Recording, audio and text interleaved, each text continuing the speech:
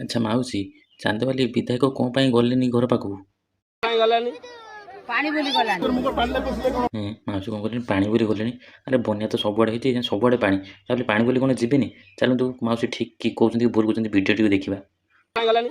ପାଣି ବୋଲି ଗଲାନି। चंदवाली विधायक फ्रॉड टूरिज्म बीजेडी विधायक व्योमकेश राय वीडियो भाइराल विपन्न पाखक आसी पानी रे पशिबा को कुंथु कुंथु बहाना करी माधवपुर चंपट मारिले विधायक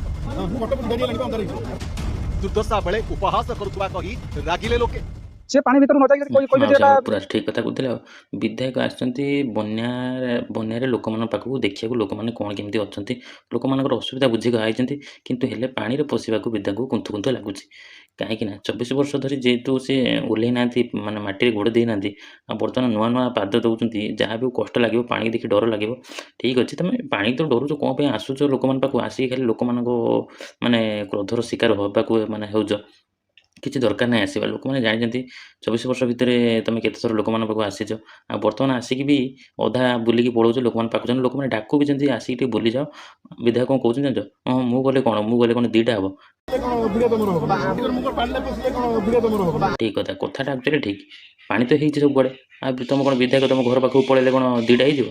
ଜମା କି ଯେଉଁ ଲୋକମାନେ ଦୀର୍ଘ ମାନେ 3 ଟର୍ମ ତମକୁ ଜିତେଇଲେ, ମାନେ ଆଜି ତାଙ୍କ ଯେଉଁ ଫଳାଫଳ ତମେ ଏଇଆ ଭାବେ ଦେଉଛ, ତାଙ୍କ ଘର ପାଖକୁ ବି ଯାଉନ, କ'ଣ ନା ପାଣି ଅଛି, ପାଣିରେ ମୁଁ ଯିବିନି, ଆଉ ମୁଁ ଗଲେ କ'ଣ ଦିଟା ହେବ। ପୁଣି କ'ଣ କହୁଛନ୍ତି ଜାଣିଛ ନା, ମୁଁ ଟିକେ କଟକ ଯିବି, ମୋର ଲେଟ୍ ହେଇଯିବ, ସନ୍ଧ୍ୟା ହେଇଯିବ। ତମର କଟକର କାମ କ'ଣ? ତମ ବ୍ଲକ୍ ତ ସେଇଠି, ତମ ଲୋକମାନେ ସେଇଠି, ତମ ଜନତା ବି ସେଇଠି, ତମକୁ ଯିଏ ଭୋଟ୍ ଦେଇଛନ୍ତି ସେମାନେ ସେଇଠି। ଆଉ ବର୍ତ୍ତମାନ ତାଙ୍କ ବିପଦ ଆପଦରେ ତମେ ଛିଡ଼ା ନ ହେଇ ତମେ କ'ଣ କହୁଛ ନା, ମୁଁ କଟକ ଯିବି, ମୋର ଲେଟ୍ ହେଇଯାଉଛି, ଅନ୍ଧାର ହେଇଯିବ। କଟକରେ ତମର କାମ କ'ଣ? କଟକବାସୀ କ'ଣ ତମକୁ ଭୋଟ୍ ଦେଇ ଜିତିଥିଲେ? ଯେଉଁ ଲୋକମାନେ 2014 ଠୁ 2026 ପର୍ଯ୍ୟନ୍ତ ତମକୁ ଜିତି ଆସୁଛନ୍ତି, ତାଙ୍କୁ ଆଜି ଫଳାଫଳ ତମେ ଏଇଆ ଦେଉଛ?